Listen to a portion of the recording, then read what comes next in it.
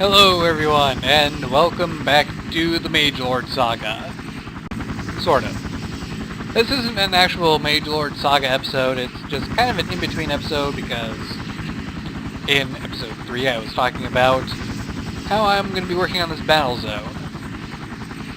And I kind of wanted to talk about the mechanics I'm doing behind what's going to make this all work.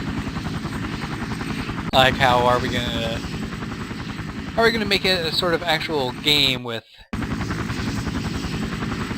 know, points and a victory and things like that, and respawns. And I've got a few ideas, which I'm going to show on my creative world because I've been working out some problems there. As you can see, I've already gotten a lot of the area cleared out, and all these stumps are where I'm actually going to be building the buildings. But it's kind of lonely out here, so I went and got some help from my tavern, my inn. Yes, my Minecraft daughter is going to be joining me out here in the wilderness. I just have to get the safety hut built first, and then we'll be nice and safe. In fact, I can show you how the schematica works. Jeez, I am getting some bad internet today. Really bad. It's taking me... Jeez, how many hours has it been now? I think 6.5 hours to get 4 videos uploaded to YouTube. And it's still not quite done. Yeah, very bad internet today. I don't know why. Internet was perfectly fine yesterday. I'm guessing it has something to do with the fact that yesterday it was 50 degrees out and foggy as hell and misting a bit as well.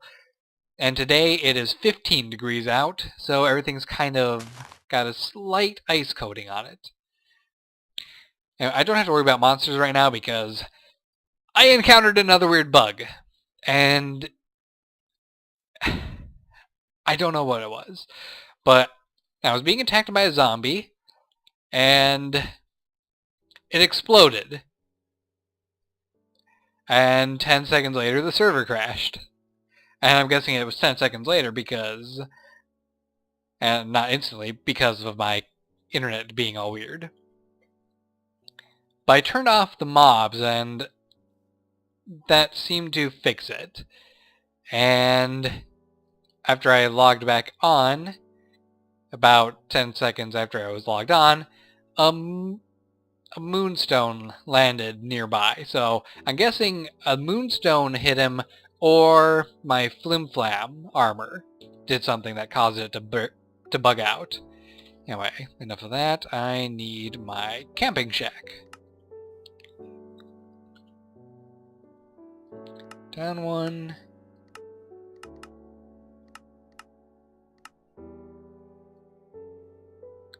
Printer on. Okay. Actually, I can turn the printer off for now. Printer off. So I need to make sure that we got all this grass cleared out. Just loads of it.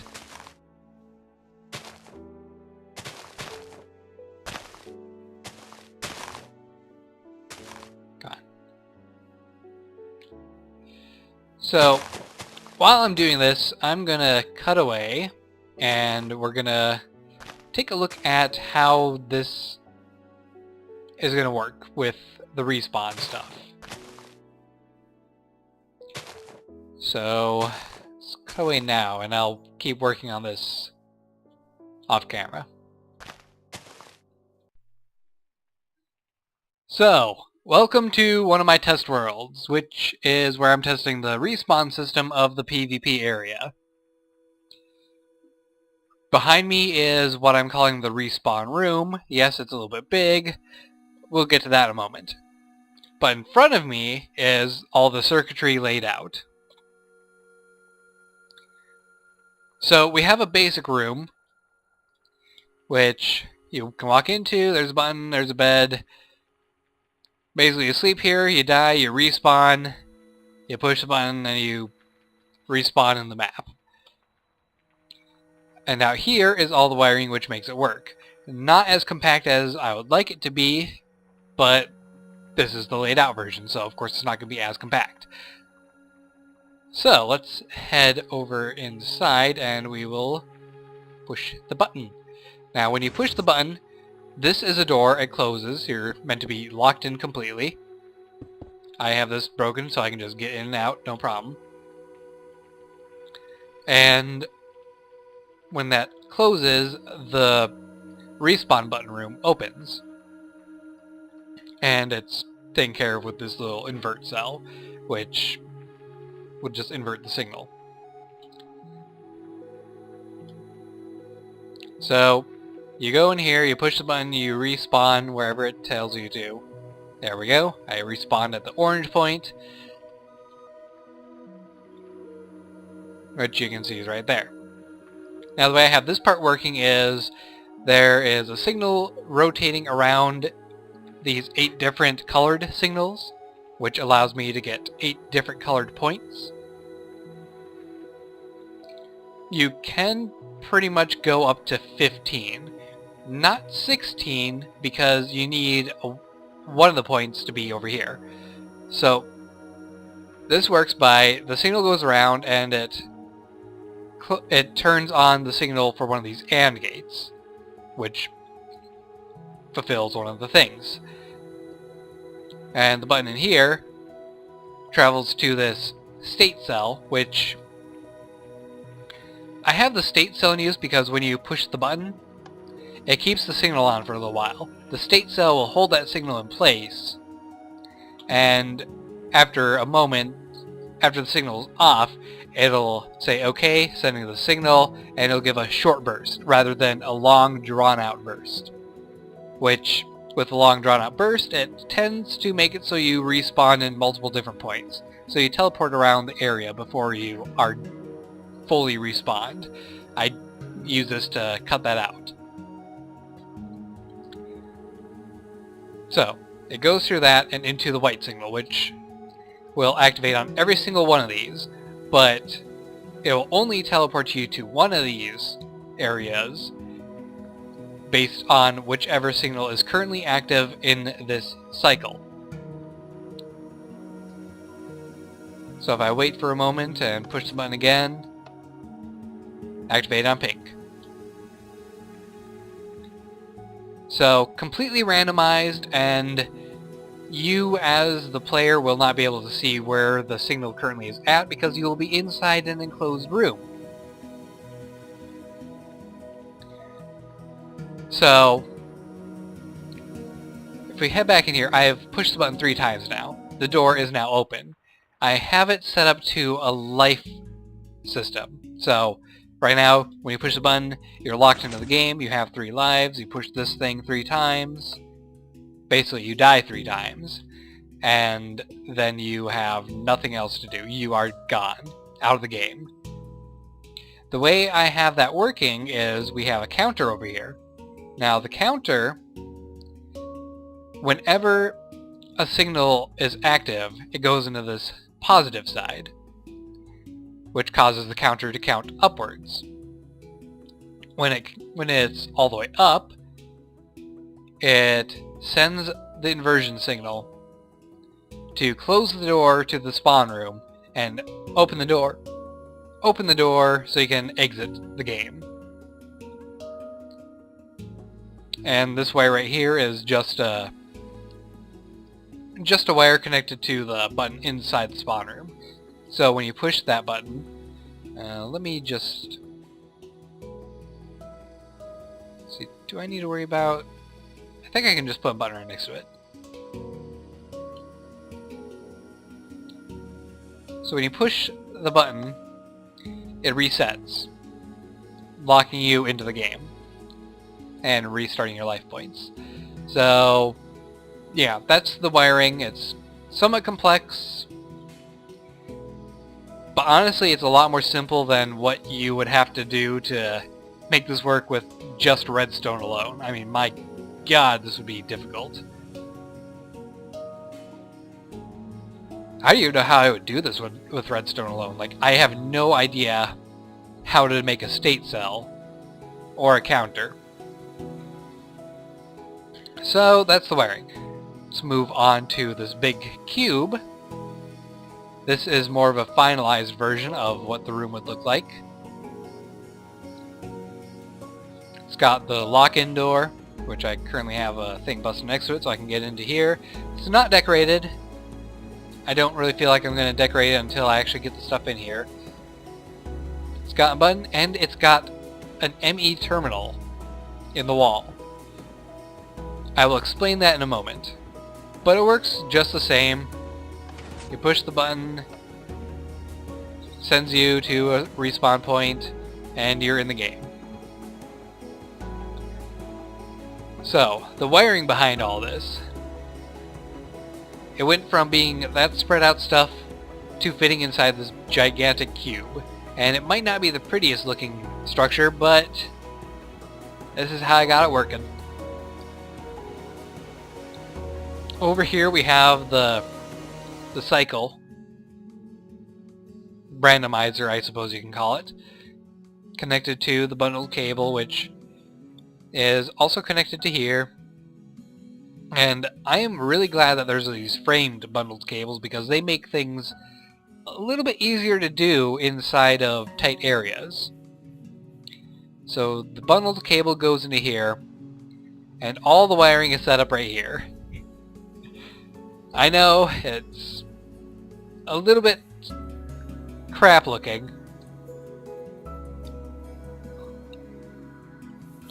And you know, I probably can make this actually quite a bit more compact with the framed cables here, but I don't see much reason to try. So in here it's basically set up the same thing, it's just on the walls instead of on the ground and taking up 2 walls. You notice I'm also using 2 less positions for respawning, which is perfectly fine to me,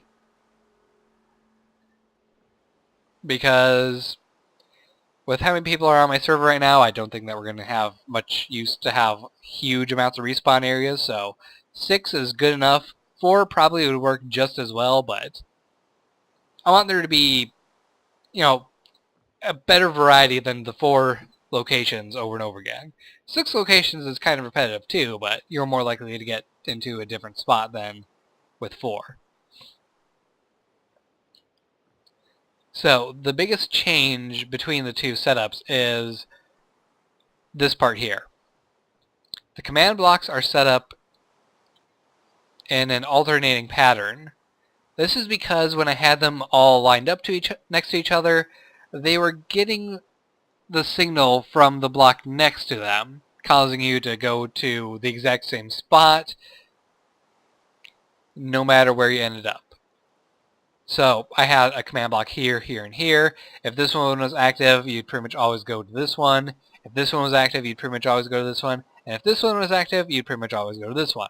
So basically it turned it to 2 spawn points, which was crap. So by doing it like this, I can switch it and not have to worry about conflicting commands. You may notice I also have colored cable underneath the frame, the framed bundle cable. This is what I mean by I could probably make this more compact. I could probably just set it up so that the framed cable is going over the top of these parts, which would eliminate at least 1 row up top. And that's pretty much about all it would eliminate, to be honest. So, not too much space would be saved. Still, it would be space that is saved, so I guess you can count that as a win if you would do that yourself. I'm not going to bother.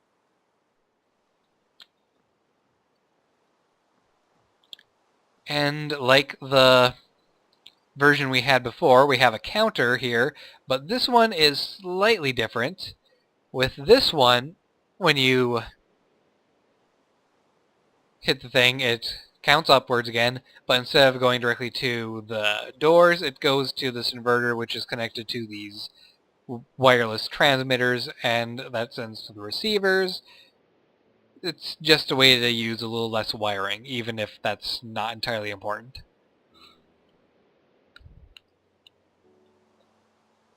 So yeah, it's pretty much it for the respawn system.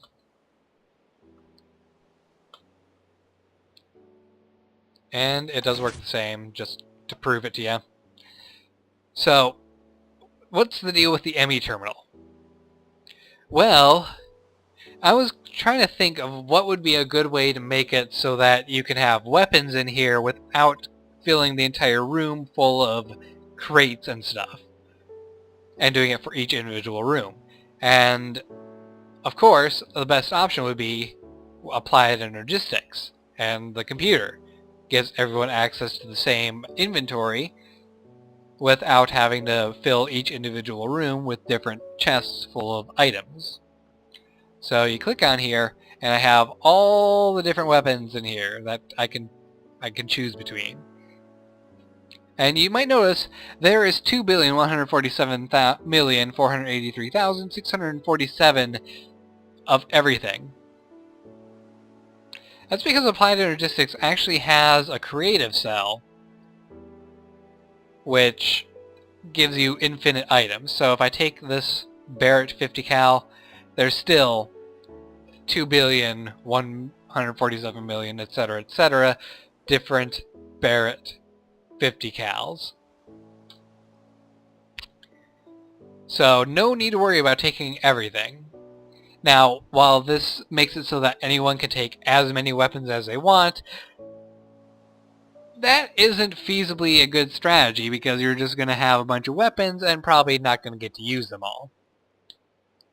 So what would really be the point? Anyway, so I was going to say something, but I forgot. Oh yeah. So doing this, you pretty much would just have to do a spoken agreement with whoever you're playing with that you'd only take a certain amount of weapons, a certain amount of clips of ammo, or you can even say you can have as many clips of ammo as you want, but you can only have like 2 or 3 weapons. Just make it kind of interesting. And a cool thing about this is I have the computer set up out here. You can make it so that it's got different different loadouts. So if I were to take away this modern war stuff, all I'm left with is World War II era American gear. So you can make it so that you can do designated game modes for different types of weaponry. Heck, if you really want to, you can make it so that you guys have Nerf guns, although that kind of makes the respawn system not work because you'll never die. So I don't see much point in doing this entire elaborate setup if you're just going to be using the Nerf guns from plans. Still, with the World War II pack installed, there is quite a bit of different items. So yeah, this is the respawn room I'm going to be setting up inside the server for the PvP games that we can play. And it probably will turn out pretty good. And with that, I think we'll head back to the server and I will finish off this little semi-episode. So, see you back on the server.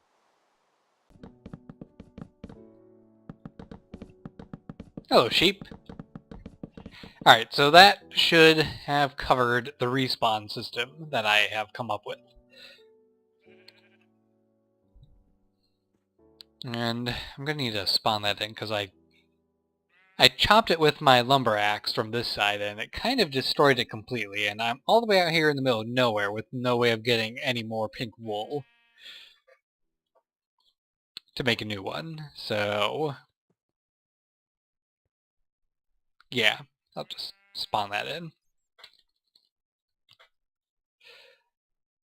It's nothing major, just a bed with a bit of pink wool and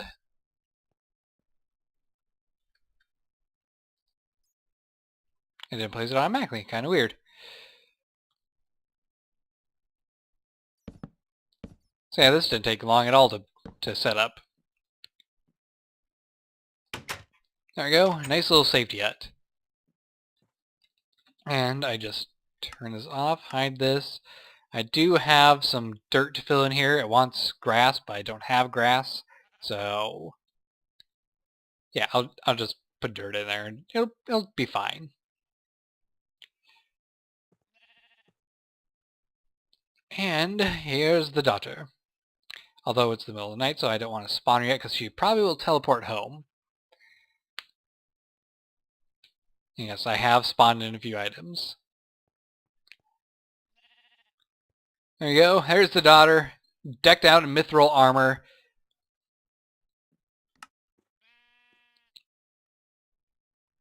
And she's even got a bow, some arrows, and a diamond sword. She is an ass kicker.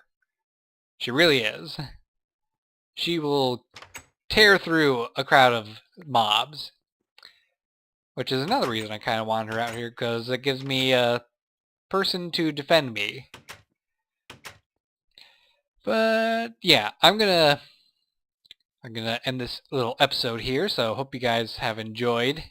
Not an actual main series episode, just in between explaining how things are going to work with the PvP stuff.